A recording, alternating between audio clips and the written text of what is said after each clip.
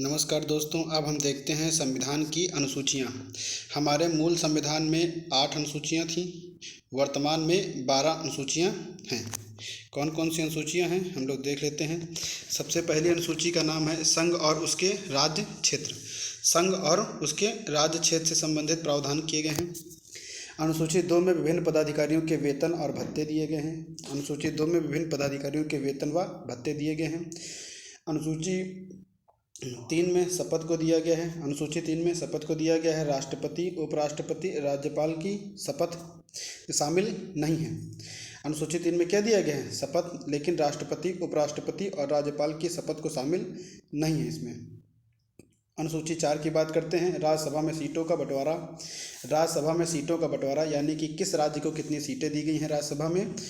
राज्य और केंद्र शासित प्रदेशों का सीटों का बंटवारा कहाँ दे रखा है? राज्यसभा में, अनुसूची 4 में। अनुसूची 5 की बात करते हैं। अनुसूचित जाति व जनजाति क्षेत्रों का प्रशासन व प्रबंधन। अनुसूचित जाति व जनजाति क्षेत्रों का प्रशासन व प्रबंधन। अनुसूची 6 की अब हम लोग बात कर लेते हैं। अनुसूची 6 पूर्वोत्तर भारत के 4 राज्यों असम, त्रिपुरा, मेघालय व मिजोरम के अनुसूचित जाति व जनजाति क्षेत्रों के लिए विशेष प्रावधान। पूर्वोत्तर भारत के 4 राज्यों असम, त्रिपुरा, मेघालय व मिजोरम के अनुसूचित जाति व जनजाति क्षेत्रों का प्रशासन व प्रबंधन, ये कहाँ दे रखा है? ये दे रखा है अनुसूची 6 में।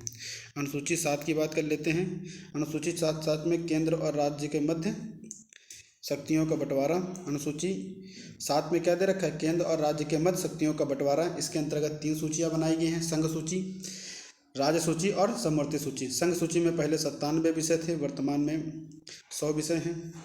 राज्य सूची में पहले 66 विषय थे, अब 59 विषय हैं। समवर्ती सूची में पहले 47 विषय थे, अब 52 विषय हैं। भाषाएं, अनुसूची 8 में। अनुसूची 8 की बात कर लेते हैं। अनुसूची 8 में भाषाओं को दिया गया है। प्रारंभ में 14 भाषाएं इसमें शामिल की गई थी, वर्तमान में 22 भाषाएं दी गई हैं। वर्तमान में कितनी भाषाएं शामिल हैं? 22 भाषाएं। अब हम लोग देख लेते हैं कौन सी भाषा को कब जोड़ा गया। 21वें संविधान संशोधन 1967 के द्वारा सिंधी भाषा को जोड़ा गया। 21वें संविधान संशोधन 1967 के द्वारा सिंधी भाषा को मान्यता मिली। 71वें संविधान संशोधन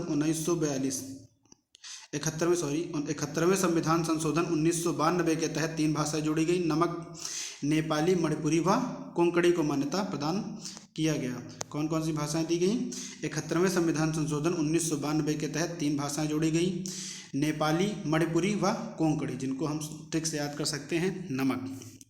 उसके बाद 4 भाषाएं जोड़ी गई किस संविधान संशोधन से? 92वें संविधान संशोधन 2003 के द्वारा 4 भाषाओं को जोड़ा गया: बोडो, डोगरी, मैथिली व संथाली। बोडो, डोगरी, मैथिली व संथाली, इनको किस संविधान संशोधन के द्वारा जोड़ा गया? 92वें संविधान संशोधन 2003 के द्वारा जोड़ा गया। अब अनुसूची 9 की बात कर लेते हैं। अनुसूची 9 में भूमि सुधार से संबंधित कानूनों का उल्लेख किया गया है, यानी कि कृषि कानूनों का उल्लेख किया गया है। इसका उल्लेख प्रथम संविधान संशोधन 1951 के द्वारा किया गया। अब हम लोग बात कर लेते हैं अनुसूची 10 की। अनुसूची में 10 में दिया गया है दल बदल से संबंधित कानून। अच्छा, आप लोग एक सवाल का जवाब दीजिए कि दल बदल से संबंधित कानूनों का निर्णय कौन लेता है? तो इसका जवाब है लोकसभा में लोकसभा का अध्यक्ष और राज्यसभा में राज्यसभा का सभापति। अच्छा, अनुसूची 10 में क्या है? दल बदल से संबंधित कानून।